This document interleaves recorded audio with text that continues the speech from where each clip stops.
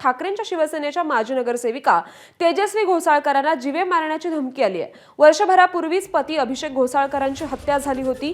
अभिषेक घोसाळकरांचा photo पाठवून तेजस्वींना धमकावलं गेलंय।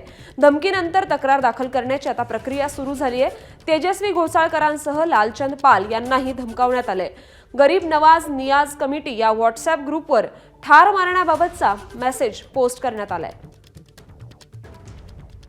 आणि या संदर्भात अधिक माहिती देत आहेत आपले प्रतिनिधी वेदांत नेब।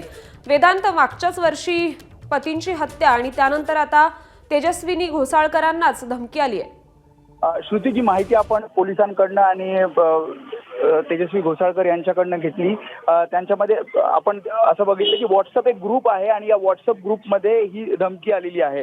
लालचंद पाल, जे खरं तर या सगळ्या म्हणजे अभिषेक घोसाळकर यांची हत्या झाली होती आणि त्या प्रकरणामध्ये साक्षीदार होते, ते एका व्हॉट्सअप ग्रुपमध्ये आहेत आणि या व्हॉट्सअप ग्रुपमध्ये एक धमकी त्यांना आली आणि त्या धमकीमध्ये लालचंद इनको देखकर सुधर जाओ, इसको बीवी को भी मत मरवा देना अशा प्रकारचं एक लिहिण्यात आलं होतं। सोबतच काही फोटो सुद्धा अभिषेक घोसाळकर यांचे पाठवण्यात आले होते आणि त्यानंतर लालचंद पाल यांनी पोलिसात तक्रार केली, गुन्हा दाखल झाला आणि त्यानंतर तेजस्वी घोसाळकर हे सुद्धा आता पोलिसात तक्रार दाखल करण्यासाठी गेलेले आहेत।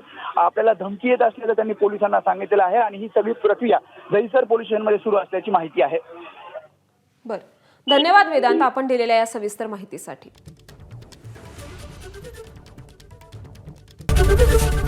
एबीपी माझा, उघडा डोळे बघा नीट।